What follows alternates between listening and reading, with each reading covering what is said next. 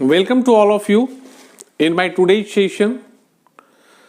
आज पुनः आपका स्वागत है और आज हम सीटेट के अधीन ही एक बड़े ही गंभीर या कहें बेहद ही रोमांचक एक टॉपिक है जिसका मैंने चयन किया है और जिस पर हम चर्चा करेंगे। आज हम चर्चा करने जा रहे हैं ग्लोब पे। आज हम अब चर्चा करने जा रहे हैं ग्लोब पे।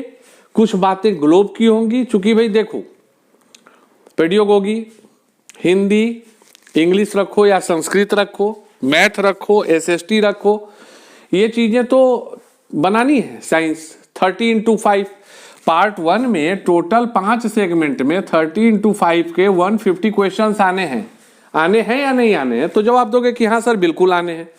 तो आज हम उसी के तहत चर्चा करेंगे पृथ्वी के प्रतिरूप की, लेकिन वह किस आलोक में करेंगे तो अभी इस चीज को समझना है। सबसे पहला चीज जो आज मेरे मन में आया कि ज्योग्राफी है। डेफिनेटली आप सभी जानते होंगे कि जो पृथ्वी का मॉडल है, जिस मॉडल को देखकर हम पृथ्वी के विषय में समझते हैं, उसको क्या कहते हैं? ग्लोब कहते हैं। उस प्रतिरूप को क्या कहते हैं? ग्लोब कहते हैं। तो आज हम ग्लोब से जुड़ी हुई कुछ अति महत्वपूर्ण और संवेदनशील जानकारी लेंगे। जैसे अब जब मैं चर्चा शुरू करूंगा तो उस चीजों को आप समझिएगा। यह ग्लोब है। यह क्या है? बोलोगे कि सर ग्लोब है। ठीक है, आपको यह पता है कि ग्लोब के ऊपर और नीचे जो एक्सिस का कट लाइन होता है, उसके ऊपरी किनारे को नॉर्थ पोल और दक्षिणी किनारे को साउथ पोल कहते हैं। सही है। इसका रेप्लिका इस तरह से बनता है ना भाई, कि यह ग्लोब है जो अपने अक्ष पे झुकी हुई है। तो यह जो एक्सिस है, ये ऊपर वाले पॉइंट को नॉर्थ पोल और नीचे वाले पॉइंट को क्या बोलते हैं? साउथ पोल कहते हैं। यह चीज आप जानते हैं। उसी चीज को मैंने यहां दिखाने का प्रयास किया। अब सवाल आता है जो अति महत्वपूर्ण है, जो तुमको जानना है। इस ग्लोब पे या मानचित्र पे, इसी ग्लोब को अगर, यह ग्लोब क्या है? मूलतः एक चीज को, एसएसटी को इतना आसानी से समझो ना कि आनंद आ जाए ज्योग्राफी में इस सेगमेंट को। ग्लोब क्या है? पृथ्वी का थ्री डायमेंशनल प्रेजेंटेशन है। और अगर उसी पृथ्वी को 2 डायमेंशनल प्रेजेंटेशन में व्यक्त करना हो तो हम किस चीज में करेंगे? मैप में करेंगे। किस चीज में करेंगे? मैप में करेंगे। क्यों? क्योंकि मैप में लंबाई और चौड़ाई होती है और ग्लोब चूंकि गोलाकार रूप है, इसमें लंबाई, चौड़ाई और मोटाई तीनों होती है। मतलब एक्स वाई जेड तीनों एक्सिस इसमें वर्क करता है और मैप में सिर्फ एक्स वाई एक्सिस पे। जैसे ये मैप बना है, इसको अगर ड्रॉ करना है तो हम क्या किए? ये एक्स एक्सिस है, ये वाई एक्सिस है, 2 डायमेंशनल है। बोलोगे बिल्कुल सर आप सही बोल रहे हैं। तो ग्लोब रहे या मैप रहे, इसमें दो चीजें आज इसी चीज पर हम लोग चर्चा करने जा रहे हैं और उसको बिल्कुल सरलता से मैं समझाने का प्रयास कर रहा हूं। ये 2 प्रकार की रेखाएं आपको खींची हुई दिखाई देंगी। एक रेखाएं जो नॉर्थ पोल से साउथ पोल की तरफ आएंगी इस तरह से। ये कुल 180 रेखाएं होती हैं। कितनी रेखाएं होती हैं? 180। मतलब अगर यह ग्लोब है तो 180 हाफ में और 180 हाफ में, टोटल कितना हो गया? 360। कुल 360 रेखाएं पृथ्वी के उत्तरी ध्रुव और दक्षिणी ध्रुव को मिलाकर खींची जाती हैं, काल्पनिक रेखाएं, इमेजिनरी लाइंस। और उसी प्रकार से पृथ्वी को 2 भागों में बांटने के लिए जिम्मेवार भी एक रेखा होती है और इसमें, इसको क्या कहते हैं? 0 डिग्री। इसको क्या कहते हैं? 0 डिग्री, जिसको कि हम लोग और एक नाम से जानते हैं इक्वेटर। और एक नाम से जानते हैं इक्वेटर। इक्वेटर को हिंदी में क्या बोलते हैं? विषुवत रेखा। क्या बोलते हैं? विषुवत रेखा। यह पृथ्वी को 2 भागों में बांटती है। तो 180 और प्लस 180 360, इन रेखाओं को क्या कहते हैं? देशांतर रेखा कहते हैं। क्या कहते हैं? देशांतर रेखा कहते हैं। और जो लाइन पूर्व से पश्चिम या पश्चिम से पूर्व के तरफ है, इसको क्या कहते हैं? अक्षांश कहते हैं। इसको क्या कहते हैं? अक्षांश रेखा कहते हैं। देखना, एकदम याद करते जाना। जो पूर्व से पश्चिम के तरफ जो रेखाएं जुड़ती हुई प्रतीत होती हैं, उसको अक्षांश रेखा कहते हैं। और जो उत्तरी ध्रुव और दक्षिणी ध्रुव को मिलाने के लिए जिम्मेदार होती है उसको देशांतर रेखा कहते हैं। और इन्हीं दो रेखाओं का जो जाल होता है वह आपको ग्लोब पर भी देखने के लिए मिलेगा और मैप पर भी देखने के लिए मिलेगा। अब सवाल है कि आखिर क्या जरूरत है अक्षांश रेखाओं का और देशांतर रेखाओं का, क्या जरूरत है, इसकी मौलिकता क्या है, इसकी आवश्यकता क्या है, what is the need of that lines. क्योंकि पहला चीज अक्षांश रेखा, जिसके विषय में अगर प्रश्न में आ गया क्वेश्चन कि पृथ्वी पर मौजूद या पृथ्वी पर खींची गई काल्पनिक रेखाएं जो पूर्व और पश्चिम के सापेक्ष में खींची जाती हैं, उन रेखाओं को क्या कहते हैं। अगर विकल्प है अक्षांश रेखा तो टिक कर दीजिए अक्षांश रेखा। उसी प्रकार से अगर प्रश्न यह आ गया कि उत्तरी ध्रुव और दक्षिणी ध्रुव को मिलाने के लिए जिस काल्पनिक रेखा का निर्माण किया जाता है, उन रेखाओं को हम किस नाम से जानते हैं, तो जवाब हो गया देशांतर रेखा। दो ऑब्जेक्टिव क्लियर हो गया। ये दो मूल ऑब्जेक्टिव है अक्षांश और देशांतर का। अब याद रखना है कि भाई अक्षांश रेखा टोटल कितना, देशांतर रेखा कितना है, 0। ये अगर 0 है लाइन, ये 0 है तो 0 से 180 पीछे रहेगा और 0 से 180 आगे रहेगा। मतलब कुल कितनी काल्पनिक रेखाएं हैं, 360। कुल कितनी काल्पनिक रेखाएं, प्रमुख, मैं प्रमुख की बात कर रहा हूं, कुल कितनी है, 360। और अगर अक्षांश रेखाओं की बात होगी तो यह 0 डिग्री से शुरू होगा और नॉर्थ पोल मतलब क्या हो गया, 90 डिग्री नॉर्थ, और साउथ पोल मतलब क्या हो गया, 90 डिग्री साउथ। तो अक्षांश रेखाएं प्रमुख कितना हो गई, 90 + 90 मतलब 180। ये दूसरा बड़ा ही महत्वपूर्ण चीज है कि कुल प्रमुख अक्षांश रेखा 0 से 90, 90 ऊपर 90 नीचे 180, और यह 180 180 360। Am I clear? आप बोलिएगा कि हां। चूंकि ज्यादा ट्रिकी में मैं नहीं जा रहा हूं, मैं ज्यादा ट्रिकी में नहीं जा रहा हूं। क्यों? चूंकि अगर हम ज्यादा ट्रिकी में जाते हैं तो इस 180 के जगह अगर 179 भी लिखा हुआ है तो सही है। पूछोगे क्यों? तो सर 0 डिग्री के बाद 1 degree north, 2 degree, 3 degree, 4 degree, 5 degree, 6 degree, इस तरह से करते हुए 90 तो हुआ सर। लेकिन जब साउथ के तरफ आ रहे हैं, टुवर्ड साउथ आ रहे हैं, तो 0 तो काउंट कर चुके हैं, तो 1 से साउथ में काउंट करेंगे तो 90 + 89 हो जाएगा, 179 हो जाएगा। ये अगर 179 भी है तो यह ट्रिकी, मतलब अगर इस तरह का क्वेश्चन है, मतलब समझो कि क्वेश्चन का पैटर्न बड़ा ही डेप्थ वाला है, तो 179 प्रमुख रेखाएं होंगी, कुल 179 प्रमुख रेखाएं होंगी। ऐसे 90 ऊपर 90 नीचे तो 180 हम लोग मान के चलेंगे, सरल भाषा। अब सवाल आया कि ठीक है सर, आपने बता दिया कि 180 रेखाएं प्रमुखता पूर्व से पश्चिम की ओर होती है, जिनको अक्षांश रेखा कहते हैं, और 360 कुल होती हैं उत्तर ध्रुव से दक्षिणी ध्रुव के बीच में, जिसको देशांतर रेखा कहते हैं। हम बोलेंगे हाँ भाई, हमने तो बता दिया। तुम बोलोगे कि सर समझ गए।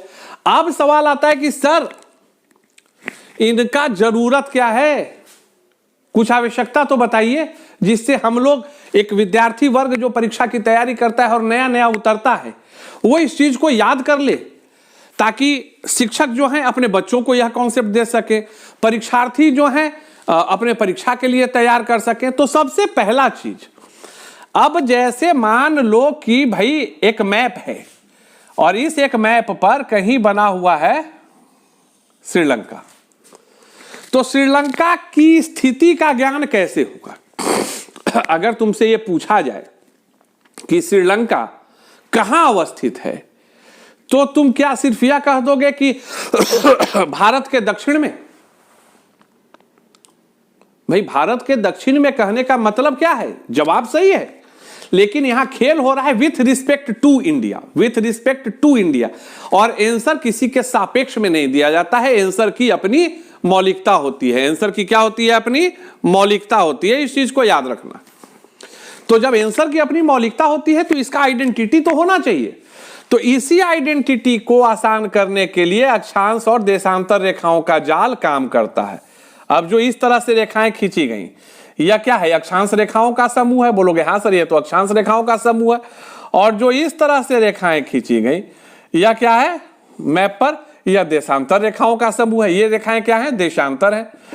तो अब अक्षांश रेखाओं के जाल को समझे, अक्षांश रेखाओं के जाल को समझे तो इसका मतलब क्या है, जो अक्षांश रेखा ये है और ये, इसके और इसके बीच में अवस्थित है वह देश, और जो देशांतर रेखा ये और ये है, ये और ये इसके बीच में है। तो अगर हम यह कहें कि इतना डिग्री ईस्ट, मान लो X Y, X degree east and Y degree east, और ये है ए डिग्री नॉर्थ और ये है बी डिग्री नॉर्थ, तो हम आसानी से कह सकते हैं ना कि श्रीलंका जो है X degree Y degree A degree north B degree north के बीच में है।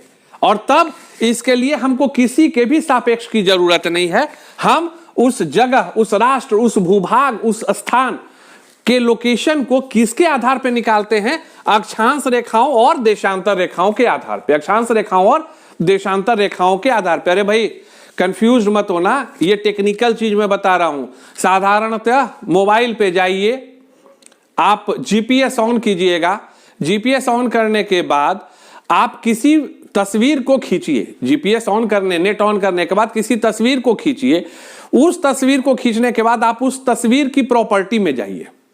बिल्कुल यह जो अक्षांश और देशांतर, लॉन्गिट्यूड और लैटिट्यूड की मैं बात कर रहा हूं, इसको डेली यूज में हम लोग कर रहे हैं, लेकिन हम लोगों को समझना है कहां कर रहे हैं।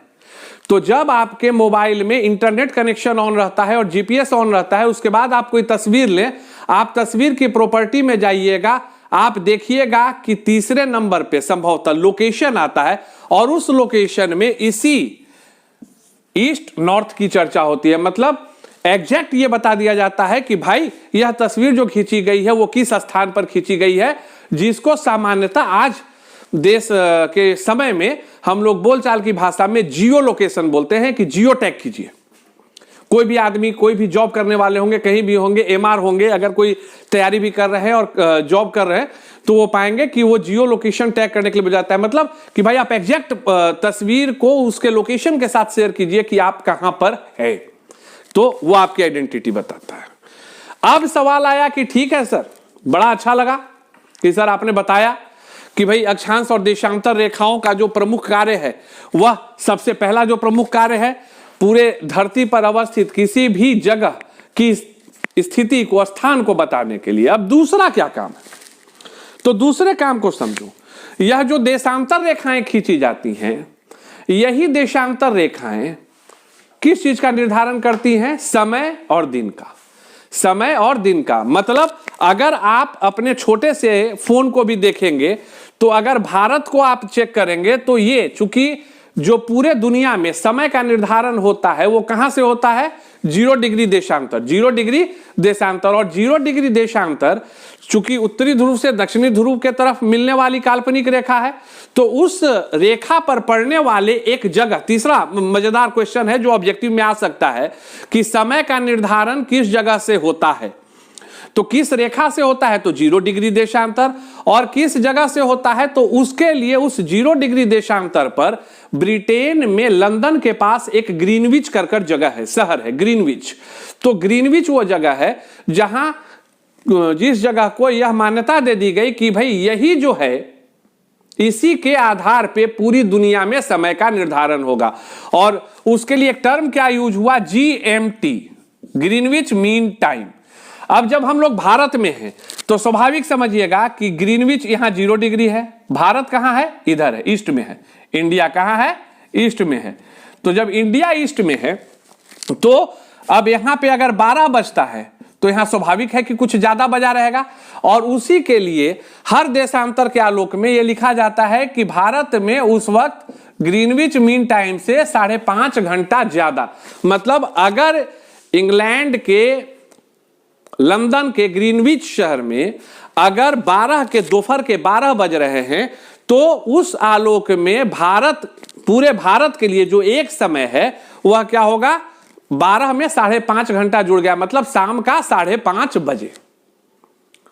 अब सवाल होगा कि सर देशांतर रेखाओं में के हिसाब से जो भारत की संरचना है वह तो एक रेंज है कि इतना डिग्री ईस्ट से इतना डिग्री ईस्ट तक भारत का पूर्व से पश्चिम तक फैलाव है। तो आखिर भारत में कहां समय का निर्धारण होता है? तो ये फिर एक ऑब्जेक्टिव क्वेश्चन आता है कि भारत में जो भारतीय जो समय रेखा है, जो भारत की राष्ट्रीय समय रेखा है, उसके लिए किस जगह को स्थापित किया गया है? इलाहाबाद को। उसके लिए किस जगह को स्थापित किया गया है? इलाहाबाद को, जो 82.5 डिग्री ईस्ट, 82.5 डिग्री ईस्ट जो देशांतर रेखा है, 82.5 डिग्री पूर्वी देशांतर रेखा जो है, जो इधर आ रही है, उसको निर्धारित किया कि पूरे भारत में कितना बज रहा है। उसके लिए भाई इलाहाबाद में जितना बज रहा है वही पूरे भारत में बज रहा है। लेकिन अब इस पर फिर एक क्वेश्चन है जो याद रखिएगा कि भारत के लिए राष्ट्रीय समय रेखा कितनी है? सिर्फ एक। कौन है? 82.5 डिग्री इलाहाबाद। लेकिन जब आप यूएसए की बात करते हैं तो यूएसए का पूर्व से पश्चिम तक फैलाव ज्यादा है, जिसके कारण कि संयुक्त राज्य अमेरिका में कुल 5 राष्ट्रीय समय रेखाएं हैं। कुल 5 राष्ट्रीय समय रेखाएं हैं और लगभग पूरब और पश्चिम के बीच में समय में 2 घंटे, तकरीबन 2 घंटे का फर्क होता है, क्योंकि उनका पूरब से पश्चिम की ओर फैलाव ज्यादा है। तो एक चीज तो अब आपको क्लियर होगी कि सर इसका मतलब, और टाइम ज्यादा का मतलब क्या है कि देशांतर रेखाएं जिम्मेदार किस चीज के लिए होती हैं? पहला समय, दूसरा दिन। बोलोगे बिल्कुल सर, एकदम दिमाग में आज बैठ गया कि देशांतर रेखाएं जो है समय को निर्धारण करती हैं। अब बात आती है अक्षांश रेखाओं की। ये जो 0 डिग्री इक्वेटर की मैं बात कर रहा था, तो अक्षांश रेखाएं मूलतः, अब इस पैटर्न को जो है, I am just waiting for a moment, यह जो है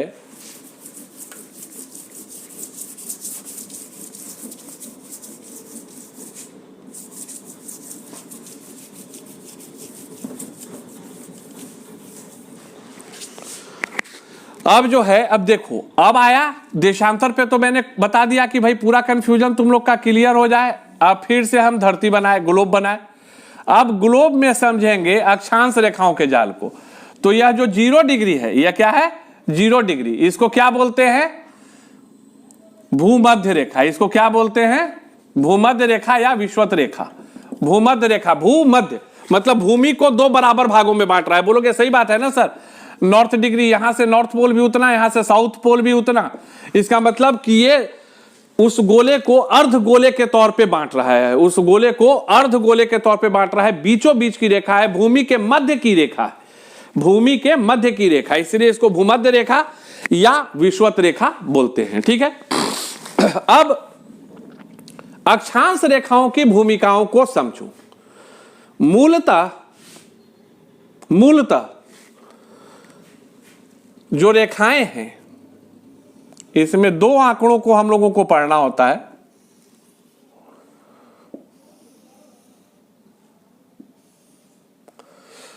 जीरो डिग्री है, 23.5 डिग्री। अब ये 0 से किधर जा रहे हैं भैया? नॉर्थ में, तो इसको n लिखेंगे। और ये हो गया 66.5 डिग्री, ये भी उत्तर में है, नॉर्थ। और ये तो 90 डिग्री नॉर्थ है ही, जिसको नॉर्थ पोल बोलते हैं। उसी प्रकार से ये नीचे की ओर आ रहे हैं, तो 23.5 डिग्री साउथ, 66.5 डिग्री साउथ, और ये 90 डिग्री साउथ। ये प्रमुख अक्षांश रेखाएं हैं जिसको हमें जानना चाहिए। अब ग्लोब है, इक्वेटर है, इसको भूमध्य रेखा बोलते हैं। ये ट्रॉपिक ऑफ कैंसर है, ट्रॉपिक ऑफ कैंसर मतलब कर्क रेखा, इसको क्या बोले? कर्क रेखा। और इसको क्या बोले? मकर रेखा। इसको क्या बोले? मकर रेखा। इस तरह से हम लोगों को याद रखना है कि भाई कर्क रेखा मतलब 23.5 डिग्री उत्तर और मकर रेखा मतलब 23.5 डिग्री दक्षिण। ये अक्षांश रेखा बनाने का कारण क्या है? एक्चुअली अभी इस चीज को समझना, अक्षांश रेखा मूल तौर पे क्लाइमेट को रिप्रेजेंट करती हैं। मूल तौर पे किस चीज को रिप्रेजेंट करती हैं? क्लाइमेट को रिप्रेजेंट करती हैं। जैसे ये जो है 0 डिग्री से 23.5 डिग्री उत्तर और 23.5 डिग्री दक्षिण, इसको बोलते हैं टॉरिड जोन। इसको क्या बोलते हैं? Torrid zone. और ये जो 23.5 से 66 ऊपर और 23.5 से 66 नीचे है, इसको क्या बोलते हैं? Temperate zone. क्या बोलते हैं? Temperate zone. क्या बोलते हैं? Temperate zone. और जो 66.5 से ऊपर है, इसको फ्रीज जोन। फ्रीज जोन क्या बोलते हैं? Freeze zone. याद रखिएगा, जो ये है 23.5, अगर कहा जाए 0 डिग्री को हटा दो कि भैया 23.5 डिग्री उत्तरी अक्षांश रेखा और 23.5 डिग्री दक्षिणी अक्षांश रेखा के बीच के जोन को क्या बोलते हैं? टॉरिड जोन बोलते हैं। क्या बोलते हैं? टॉरिड जोन बोलते हैं। और फिर 23.5 डिग्री से 66 ऊपर भी और 23.5 डिग्री से 66 नीचे भी, इसको टेम्परेट जोन बोलते हैं। और 66.5 से उत्तरी ध्रुव और 66.5 से दक्षिणी ध्रुव, इसको क्या बोलते हैं? फ्रीज जोन बोलते हैं। यही तो क्लाइमेट है। मतलब स्पष्ट है, इन जगहों पर ये जो टॉरिड जोन का जगह है, मूलतः यह गर्म प्रदेश है। मूलतः यह गर्म प्रदेश है। यहां गर्मी ज्यादा है, ठंड कम है। आप इस बात को मानेंगे? फिर जब हम 23.5 डिग्री से 66.5 डिग्री उत्तरी या 23.5 डिग्री से 66.5 डिग्री दक्षिणी की तरफ आते हैं, तो यहां क्या होता है? मैक्सिमम टेम्परेचर भी घटने लगता है और मिनिमम टेम्परेचर भी घटने लगता है। इसका मतलब क्या हो गया कि अब यहां पे गर्मी का प्रभाव घटने लगता है और ठंड का प्रभाव बढ़ने लगता है। तो इस जोन में क्या है? बर्फबारी, बर्फ का जमना, इस तरह की घटनाएं होने लगती हैं, लेकिन गर्मी में बर्फ पिघलते भी हैं। और तीसरा फ्रीज जोन, ये जो 66.5 से ऊपर और 66.5 से नीचे है, इसकी खूबी और विशेषता यह है कि यहां सालों भर बर्फ रहता है। अब सवाल आएगा एसएसटी के बंधुओं जो परीक्षा की तैयारी करते हो कि टेम्परेचर का वेरिएशन का कारण क्या है? अरे कॉन्सेप्ट बिल्कुल स्पष्ट है, 1 सेकंड में देख लोगे तो समझ जाओगे कि व्हाट इज द रीजन, क्या कारण है कि हम ऊपर बढ़ते हैं तो तापमान घटने लगता है, हम ऊपर बढ़ते हैं तो तापमान घटने लगता है। अरे भाई, सूर्य की किरण, सूर्य की परिक्रमा कौन करता है? तो पृथ्वी करती है, करता है ना? बोलोगे कि हाँ सर करता है। तो सूर्य की किरणें सूर्य से सबसे नजदीक एक वृत्त में, आप इस तरह के एक सेक्शन को देखिए, अगर नॉर्मल सा बात है, ये सन है, तो सबसे नजदीक कौन होगा? Centre line. सबसे नजदीक इस सन के सबसे नजदीक कौन होगा? सेंटर लाइन, मतलब 0 डिग्री। और जैसे जैसे हम 0 डिग्री से ऊपर जाएंगे तो जो चीज सूर्य से सबसे ज्यादा नजदीक होगी, स्वाभाविक है कि उसको धूप ज्यादा मिलेगा, उसको उतनी ही कड़ी धूप मिलेगी, तो वहां तापमान उतना ही ज्यादा होगा। और अब आप पा रहे होंगे इसके एक सेक्शनल फोटो से कि अब जैसे जैसे हम ऊपर बढ़ रहे हैं तो दूरी बढ़ते जा रही है। सूर्य की जो है दूरी वो बढ़ते जा रही है। यहां से दूरी बहुत ज्यादा है, यहां से कम है। तो चूंकि दूरी बढ़ी, इसका मतलब क्या हुआ? सूर्य के प्रकाश के जो सूर्य की किरण है उसकी तीव्रता घटी, जिसके कारण ठंड बढ़ते गया। दूसरा चीज क्या हो गया? एक नॉर्मल यहां पे परपेंडिकुलर पड़ा। जब परपेंडिकुलर धरती पर पड़ा तो उस जोन में टेम्परेचर ज्यादा रहेगा, क्योंकि सूर्य की किरणें उतनी ही तीक्ष्णता के साथ पड़ रही हैं। और जितना ही ये टेंजेंट होते जाएगा, मतलब जितना इसमें एंगल बनते जाएगा, उसके कारण क्या है? सूर्य के किरणों का प्रभाव, सूर्य के किरणों की तपिश उतनी ही कम होती जाएगी। स्वाभाविक है कि सूर्य के किरणों की, अगर एक ज्योग्राफी में फंडा याद रखना कि अगर आज सूर्य प्रकाश देना बंद कर दे तो इसमें कहीं कोई शक नहीं कि हिमयुग की शुरुआत हो जाएगी। धरती और सूर्य का संबंध बड़ा ही अन्योन्याश्रय है। अगर सूर्य के प्रकाश में सडन 0 हो जाए तो पृथ्वी पर तुरंत हिमयुग का आगमन हो जाएगा, पृथ्वी पर भयंकर ठंड का आगमन हो जाएगा। तो यह वह कारण है जिसके कारण कि भूमध्य रेखा से जैसे जैसे हम ऊपर उठते हैं तो सूर्य के प्रकाश में कमी आने के कारण, चूंकि सूर्य की किरणें तिरछी होती जाती हैं, उस क्षेत्र का तापमान घटते जाता है और उसी कारण temperate zone, torrid zone, temperate zone और फ्रीज जोन का निर्माण होता है। मतलब on the basis of climate, मतलब अक्षांश रेखाएं क्लाइमेट के प्रति रिस्पॉन्सिबल होती हैं। अब जाते जाते एक छोटी सी बात, what is the basic difference between weather and climate? तो भैया जवाब याद रखना एसएसटी के बंदे। वेदर का मतलब होता है the collection of data of 3 चीजें basically: temperature, humidity, wind, etcetera and etcetera. इन चीजों के आधार पर 24 घंटे के बारे में जो हम जानकारी इकट्ठा करते हैं उसको वेदर बोलते हैं। और जब long time period over the long area, huge area, बड़े एरिया के लिए, बड़ा area 23.5 degree north to 23.5 degree south, बड़ा एरिया के लिए जब हम यह जानकारी इकट्ठा करते हैं, लंबे समय अंतराल के एवरेज को निकालते हैं, तो वो चीजें क्या होती हैं? क्लाइमेट होती है। और उसके आधार पे ही क्लाइमेट का डिवीजन होता है। उम्मीद करते हैं कि आज जो यह सेगमेंट आपको मिला होगा अच्छा लगा होगा। लगे रहिए, पढ़ते रहिए, बढ़ते रहिए। धन्यवाद।